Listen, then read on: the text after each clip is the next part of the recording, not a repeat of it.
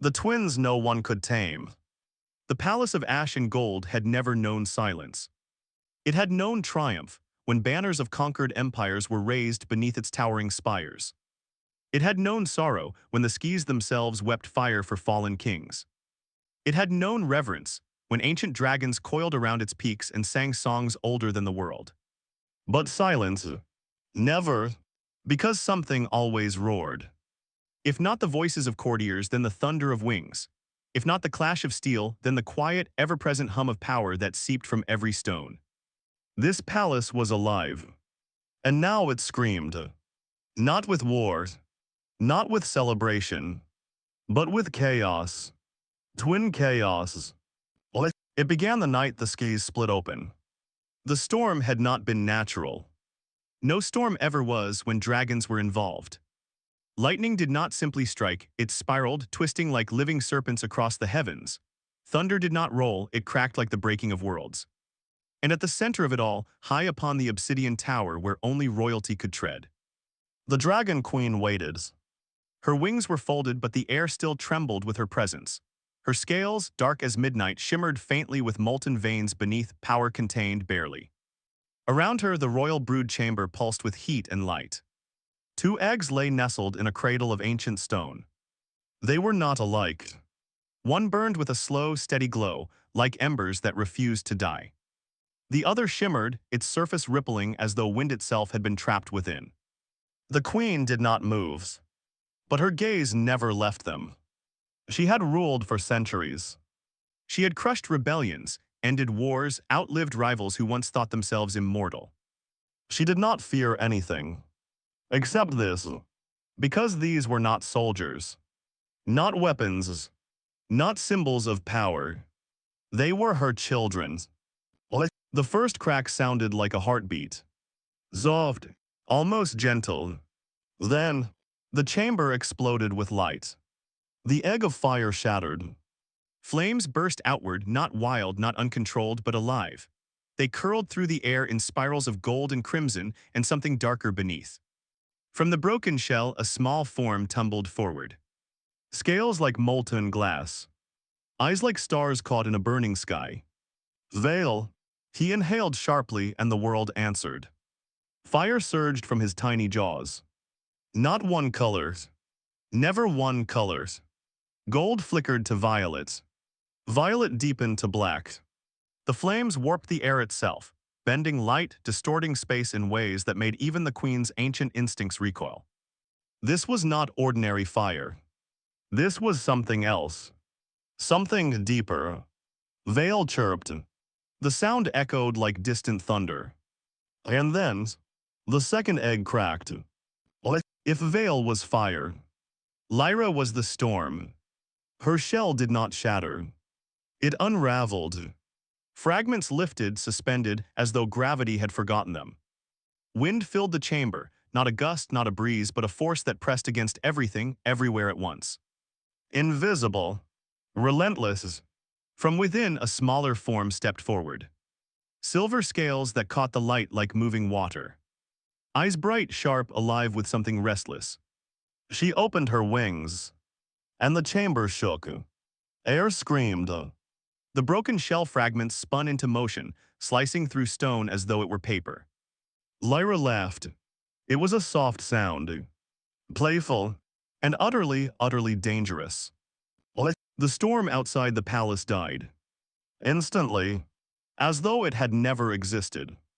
Because its source now stood within the chamber. 2 hatchlings. Small, fragile, and already capable of reshaping the world around them.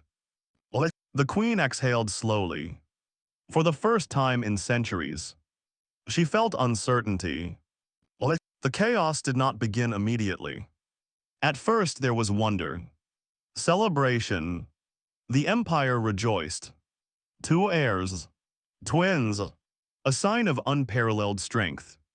The court filled with voices, with music, with praise that echoed across the mountains.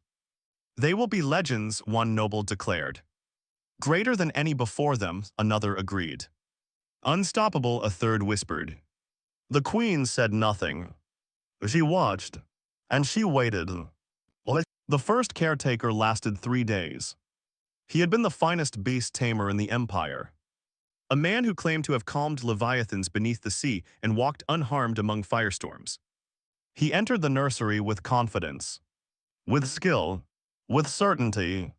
He left with burned robes, shaking hands, and eyes that refused to focus. They, he whispered over and over again. They are not like the others. The second lasted an hour.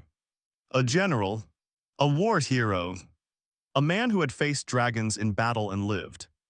He did not even cross the threshold. A gust of wind threw him against the far wall before he could speak.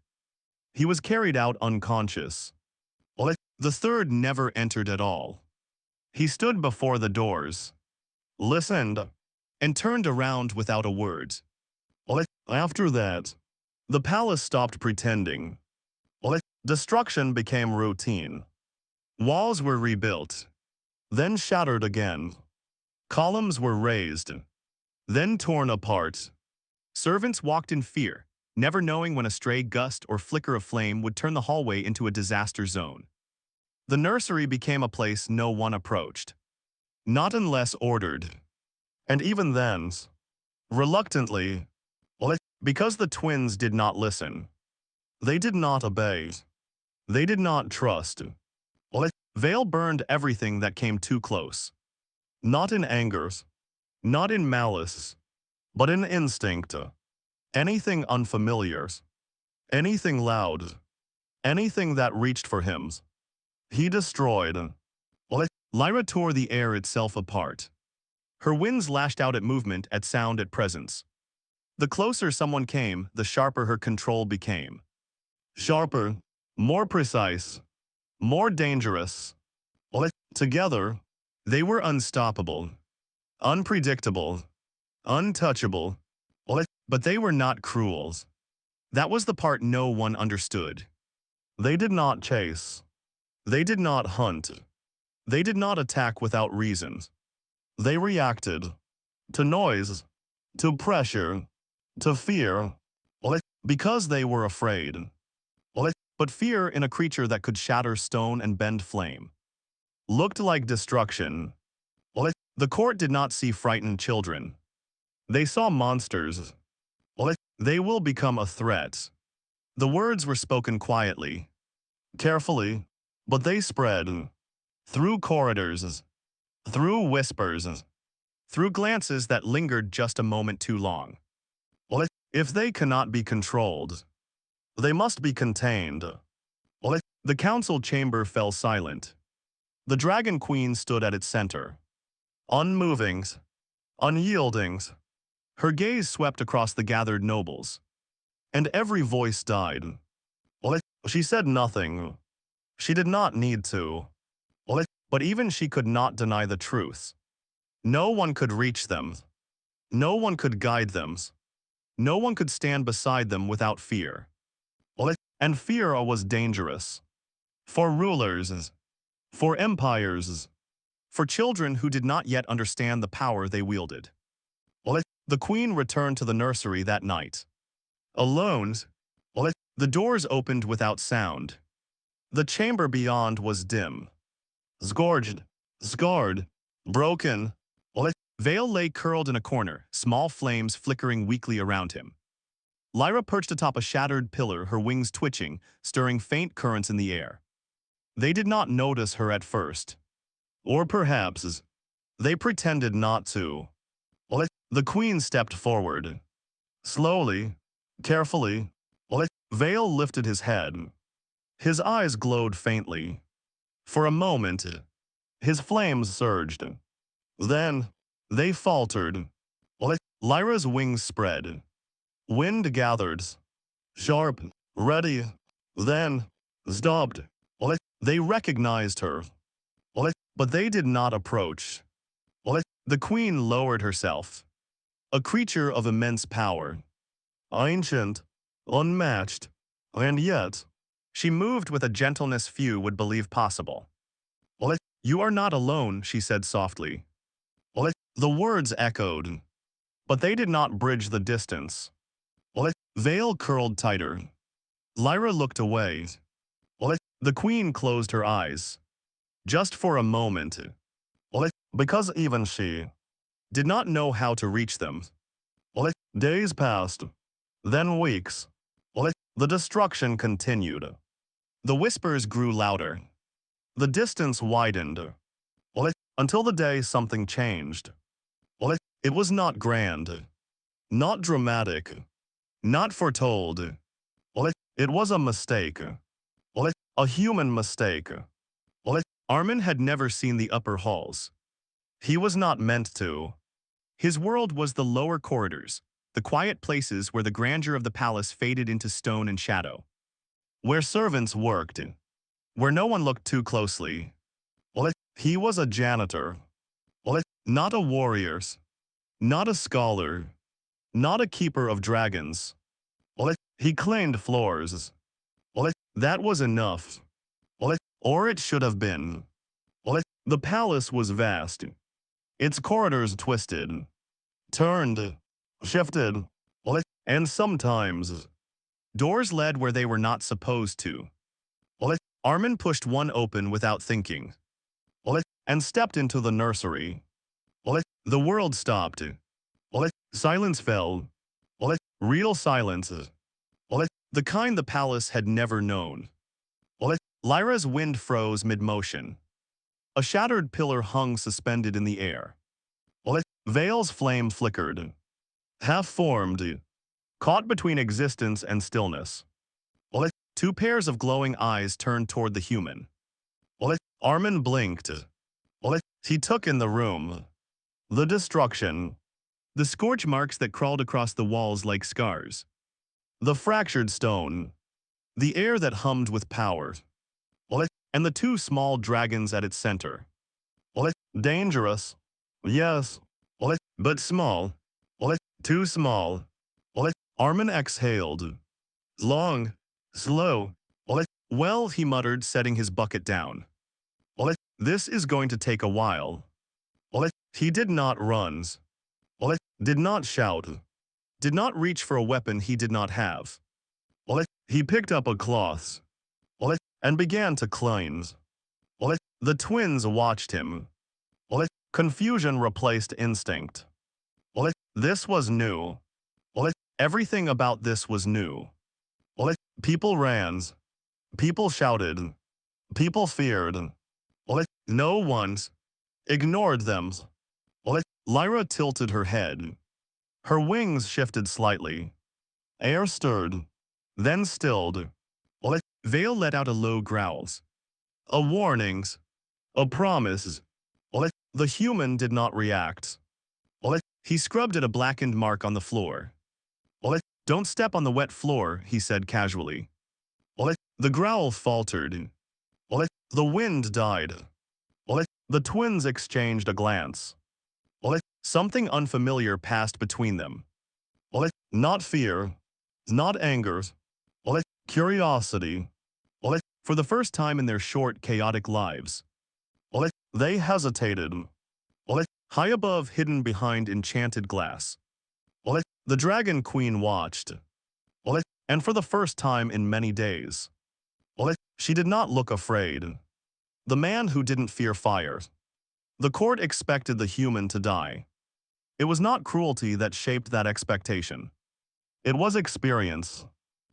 They had seen what the twins could do. Not in stories. Not in controlled demonstrations. But in raw, unfiltered moments where power slipped free of intention. They had seen stone split like brittle glass. Seen banners ignited before they could fall. Seen seasoned warriors, men and women who had faced dragons in battle, recoil like frightened children. They had seen fear. And they had learned. Fear when faced with something stronger becomes survival. And so when word spread that a human, just a janitor, had entered the nursery and remained inside. No one thought it would last. He doesn't understand what he's dealing with. He'll be dead before sunset. If he's lucky, he'll only be injured. No one said it with malice. Just certainty. Even the guards stationed outside the nursery doors shifted uneasily. They had orders not to interfere. Orders from the queen herself. No one was to enter. No one was to intervene. No matter what happened inside. The Dragon Queen had spoken. And so they watched, listened, waited, and above them all, behind a veil of enchanted glass that revealed without being seen. The queen watched too. She did not sit upon her throne. She did not surround herself with advisors. She stood alone, her massive form still, her gaze fixed on the chamber below. She had witnessed the destruction, felt the distance, watched her children retreat further into themselves with every failed attempt to reach them. She had seen fear shape their world. And now, she would see what happened when fear was absent. Day one passed. The human returned. That more than anything unsettled the court. He had left the nursery alive. That alone was unexpected. But returning, that was madness. He did not come armed, did not come prepared for battle, did not wear enchanted armor or carry tools of restraint. He came as he always had, with a bucket, a cloth, and oddly, a tray of food. The guards outside the chamber straightened as he approached. Some opened their mouths perhaps to warn him, perhaps to stop him. But the memory of the queen's command held them in place. The doors opened, and the human stepped inside. The chamber was quiet. Not peaceful, never peaceful, but quiet in that tense, waiting way that comes before a storm. Vale was awake.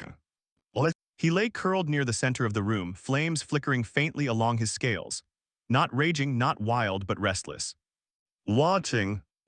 Lyra perched above, balanced on a fractured column that leaned precariously against the wall. Her wings were partially extended, stirring currents that twisted dust into spirals. Both turned as the human entered. Armin did not hesitate. He walked in, set the tray down against the far wall, far enough to not intrude, close enough to be seen, and then returned to his work. No announcement. No greetings. No attempt to approach. Just a presence. The twins watched him.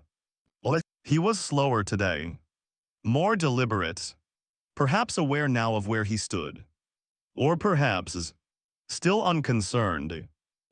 The cloth moved in steady circles across scorched stone. Water darkened the floors. The faint scent of smoke lifted as old burns were scrubbed clean. Vale's gaze narrowed. He did not understand this. Everyone else had come with purpose. To control. To command. To fix. This human did none of those things. So Vale did what instinct told him. He tested. A small flame gathered at the edge of his jaw. Not large. Not uncontrolled. Precise. It flickered once. Shifted color. Gold to violet. Then snapped forward. It struck Armin's shoulder. The sound was soft. A brief hiss. Cloth smoldered. Outside, the guards tensed. Inside the observation chamber, nobles leaned forward. There it was. The beginning. The human froze. For a moment. Then, he turned his head slightly. Looked at the faint trail of smoke rising from his sleeve. He patted it out with his hand. Rude, he muttered. And went back to cleaning. Silence. Not the tense silence of waiting. The stunned silence of something unexpected. Vale blinked. That was not the right response. There was no fear. No angers. No retaliations. No reaction at all. The flame had landed. The warning had been given. And it had meant nothing. Vale's tail twitched. His flame flickered uncertainly. He did not understand. And for the first time since hatching, his instincts had no answer. Above, Lyra shifted. Her wings stirred. Her gaze moved between her brother and the human. She understood something Vale did not. This was different. This human was not reacting. And that made him unpredictable. Her head tilted. The air around her sharpened. And slowly, she smiled. Day 3. The human returned again. Of course he did. By now the court had gathered in greater numbers. Watching had become compelling. Not because they expected success, but because they could not look away from the inevitable. It was like watching a candle burn toward its end. You knew how it would finish, but you watched anyway. Armin entered as before.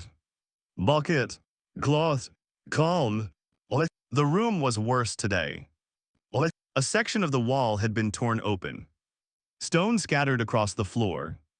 Deep grooves marked where wind had cut too sharply. He paused, just for a moment. That's new, he said under his breath. Then stepped forward. Lyra watched him descend into the space. Watched his feet move carefully across uneven ground. Watched the way he adjusted without fear. And then, she struck. The air compressed. Not wildly. Not uncontrollably. Precisely. A sharp gust launched forward. It hit him square in the chest. Armin stumbled. His foot caught against broken stone. For a moment, he almost fell. The bucket tipped. Water sloshed dangerously close to spilling. He caught himself. Barely. One hand slammed against a fractured pillar. The other steadied the bucket. Okay, he said, breath slightly uneven. That one I felt. He straightened. Slowly.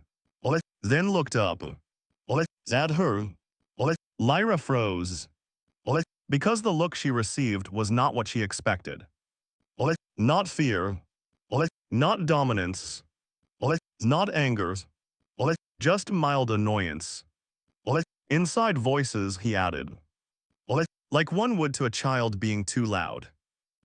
Lyra blinked. The wind around her stuttered.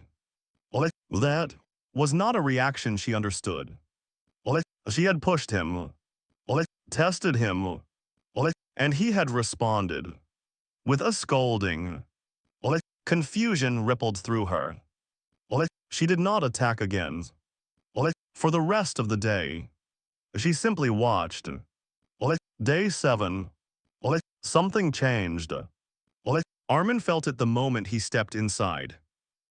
It was subtle. Easy to miss. But it was there. The room was not destroyed. Not entirely.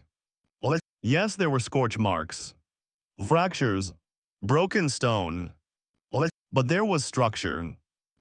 A single pillar stood untouched. Centered. Intact. Deliberate. Armin paused. His gaze moved slowly across the chamber. Then to the twins. Vale lay near the pillars. Not on it, but close. Lyra perched above. Her wings tucked tighter than usual. They did not look at him. Which in itself was an answer. Huh, Armin said softly. Something in his chest shifted. Not triumph. Not pride. Just recognition. They were trying. In the only way they knew how. And for the first time, he smiled. It was small, but real. The twins noticed. They did not understand it. But they felt it. And neither of them destroyed the pillar.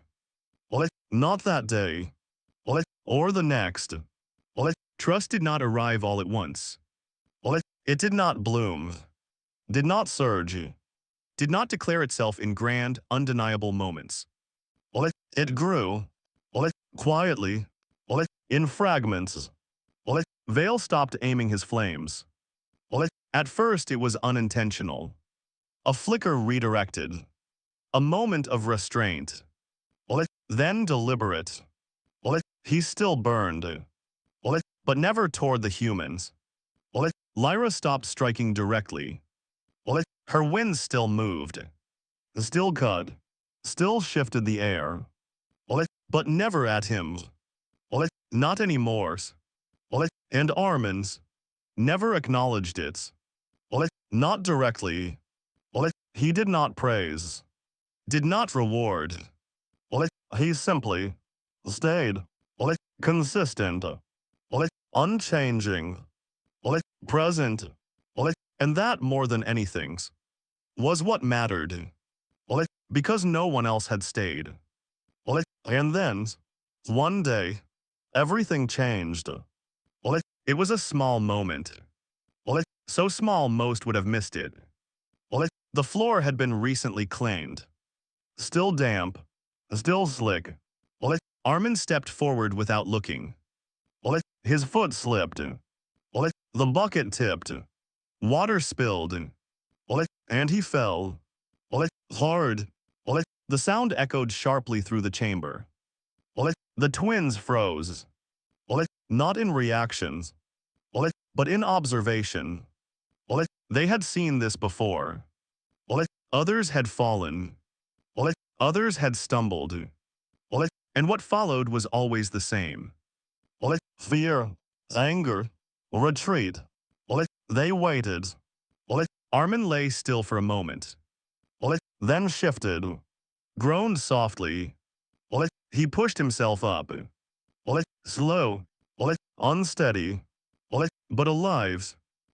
The water spread across the floor. The bucket lay just out of reach. For a moment, nothing happened. The twins watched. As they always had. But something was different. Something unfamiliar. Uncomfortable. Lyra moved first. Not with forces. Not with sharpness. But gently. A small current of air formed. Soft. Careful. It nudged the buckets. Across the wet stone. Toward him. It stopped just within reach. Veil followed. A flicker of warmth gathered. Not flame. Not destruction. Just heat. It spread across the damp floor. Slowly drying the water. Carefully. Controlled. Armin blinked. He sat there for a moment. Processing. Then reached for the bucket. Set it upright. And looked at them. Really looked. Thanks, he said simply. No surprise. No disbelief. Just gratitude. The twins stiffened. Their instincts told them to pull back. To retreat. To reject the moment. But they didn't. They stayed. And for the first time, they did not feel alone. High above, behind the glass, the Dragon Queen pressed a hand to her chest. Her breath caught. Because she saw it. The shift. The connection. Fragile. New. But real. And for the first time since her children had hatched. She smiled. The ones who stayed. The day the court demanded control. The palace remembered fear. Not the distant, honorable fear of war, where banners rose and fell and victory carried meaning. Not the ancient fear of dragons, reverent, respectful, woven into the bones of the empire itself. No, this was something smaller. Sharper. Closer. The kind of fear that lives in whispered words. In glances that linger too long. In the quiet realization that something powerful is not understood. It began in the council chamber. As all dangerous things did. The hall was vast, carved from obsidian and gold-veined stone.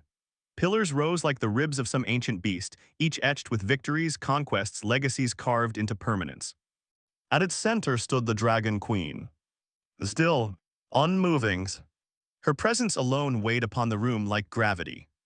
Around her the council gathered. Nobles, generals, advisors who had served for decades, some for centuries. Each one powerful, each one certain, each one afraid. They are unstable. The voice was careful, measured, chosen. A noble stepped forward, not boldly, but with the confidence of someone who believed themselves justified. They are dangerous. Silence followed, heavy, expectant, but no one interrupted. If they cannot be trained, he continued, they will become a threat, not just to the palace, but to the empire itself. A murmur rippled through the chamber. Not disagreement, not agreement, just acknowledgement. They have already destroyed sections of the palace, another voice added. In time, that destruction will extend beyond these walls. They are children, someone else countered quietly. They are dragons, came the reply. And dragons do not remain small. The queen said nothing. She listened. They must be contained, the first noble said, finally speaking the word that had lingered unspoken. Contained. It echoed. Not loudly, but deeply. Chains, barriers, separation, control.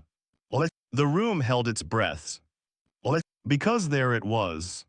The lines, and once crossed, there would be no returning. The queen's gaze lifted. Slowly, it swept across the chamber. Every voice died. Every movement stilled. Because beneath that gaze lay something far older than politics. Far more dangerous than fear. Judgment. But even she could not silence the truth beneath the words. The twins were powerful. Too powerful. And they did not understand the world they lived in. That combination was dangerous. Not just for the empire, but for them. The queen turned away. Not in dismissal, but in thought. And that was enough. Because hesitation was all the council needed. The decision was made. Not by decree, but by fear. And fear moves quickly. The orders were quiet, discreet. Preparations began.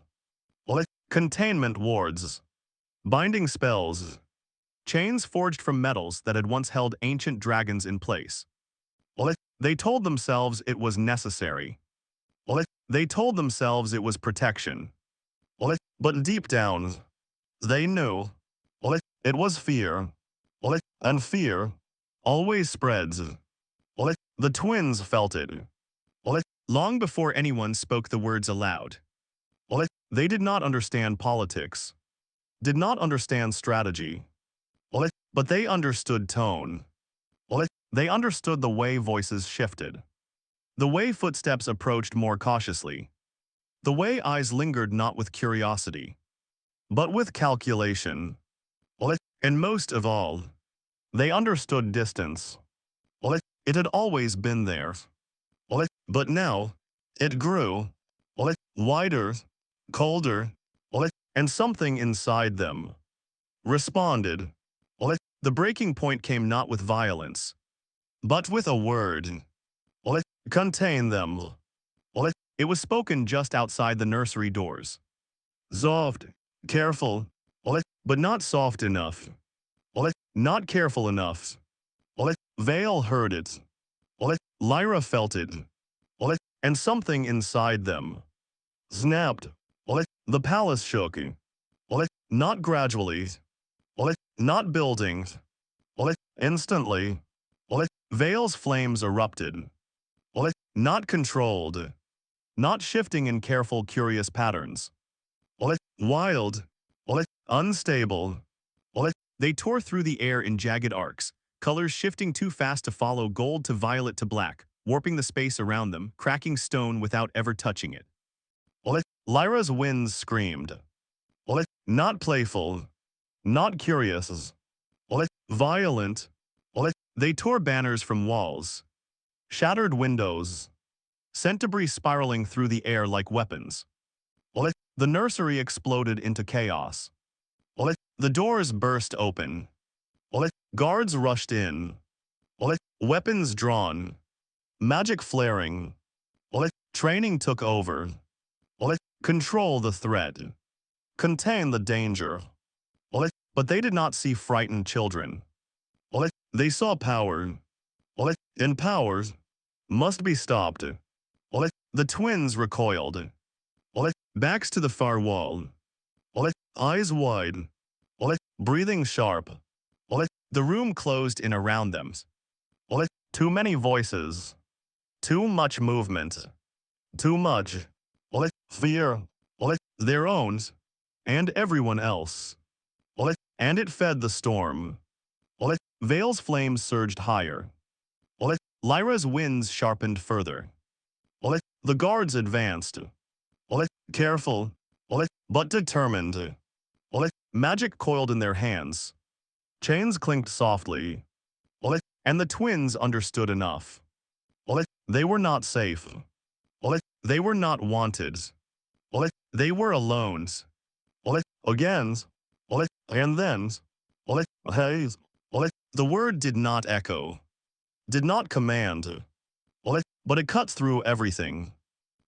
Clean. Steady. Real. The storm faltered. Just for a moment. Long enough for something impossible to happen. Armin walked into the rooms. No armors. No weapons. Just a mop resting loosely over his shoulder. The guards turned. Shock breaking their formation. Stop. It's not safe. Get out. He didn't. He never did. He stepped forward. Past the guards. Past the magic. Into the storm. Vale's flames surged. Lyra's winds screamed. The air itself seemed to fracture around him. And still, he walked. Step by step. Unhurried. Unafraid. Because he always had. Because nothing had changed. The twins watched him. And something inside them reached. Not consciously. Not fully understood. But instinctively. Because he was still there. Because he had not left. Because he never did. Armin stopped a few steps away. Close enough to be burned. Close enough to be torn apart. He looked around. At the shattered stone. The broken banners. The trembling guards. Bit much, don't you think, he said. The words were simple. Almost absurd. But they were normals. Grounded. Real. And that mattered. Because everything else was not. He stepped closer. The flames flared. The winds surged. But they faltered. Because he did not. He crouched. Lowering himself to their level. Not towering. Not commanding. Smiting. You made a mess, he said with a quiet sigh. The storm wavered. The flames flickered. The winds softened. Not gone. But less. They're scared, he added, glancing briefly at the guards. The words hung in the air. Simple. Honest. True. And honestly, you're not helping. The guards froze. Not because they agreed. But because, for the first time, they saw it. Not monsters. Children. Cornered. Afraid. The twins stared at him. Their breathing uneven. Their power trembling. Waiting. For what came next? For command. For control. For the inevitable moment when he would step back and join the others. He didn't. He lifted his hand. Slowly. Carefully. And held it out. Not forcing. Not demanding. Just offering. I'm here, he said quietly. That hasn't changed. The words settled into the chaos. I anchored it. For a moment. The world held its breath. Everything balanced. On a single choice. Then, Lyra moved. It was small. So small. A single step. Her wings trembled as she lowered them. The wind around her softened. She leaned forward. Slowly. Carefully. And pressed her head against his arm. The contact was light. Barely there. But real. And the storm broke. Veil followed. His flames dimmed. Not gone. But warm. Soft. He curled against Armin's side. Close. Safe. And just like that. The chaos stopped. The air stilled. The flames faded. The winds quieted. And the palace breathed. The guards lowered their weapons. Slowly. As though afraid the moment might shatter. The council watching from above said nothing. Because there was nothing to say. They had demanded control. And what they saw was trust. Something no chain could create. Something no command could force. The doors opened. And the Dragon Queen entered. Her presence filled the room. Ancient. Powerful. Unquestionable. The guards stepped aside. The air grew heavy. But her gaze was not on the destruction. Not on the guards. Not on the council. It was on him. The humans. Kneeling amidst the ruins. With her children curled safely at his side. Unafraid. At peace. She stepped closer. Each movement measured. Deliberate. The stone beneath her claws cracked softly. But she did not look away. Are you? The word was quiet. But it carried the weight of a throne. Armin looked up. Blinking. Oh yes, ma'am. There was no fear in his voice. No, just respect. And that perhaps was more meaningful. Why, she asked. The question was simple. But it held everything. Why did you stay when all others fled? The room fell silent. Even the air seemed to still. Because this was not just a question. It was a truth waiting to be revealed. Armin glanced down. At the twins. Lyra still leaning against him. Veil curled close, his warmth steady. He considered the question. Then shrugged. Slightly. They weren't trying to hurt anyone, he said. His voice was quiet. But clear. They were just waiting for someone who wouldn't leave. The words settled. Deep. Heavy. True. Understanding rippled through the room. Not sudden. But undeniable. The council lowered their gaze. The guards shifted. Because they saw it now. What they had missed. What they had misunderstood. The queen stepped closer. Her massive form lowered. Not in weakness. Not in submission. But in recognition. And then, she bowed. The gesture was slow. Deliberate. and impossible. Because a dragon queen does not bow. But she did. To the one my children chose, she said, her voice echoing like distant thunder softened by rain. You are no longer a servant. The words resonated through the chamber, through the palaces, through the empire itself. You are their keepers, their teacher, the one they trust. The declaration settled like a new law. Unquestionable, unbreakable. Armin blinked, looked at her, then down at the twins, then back up. Do I still have to clean? He asked. The question hung there. For a moment. Then, the queen stilled. And then, for the first time in centuries, she laughed.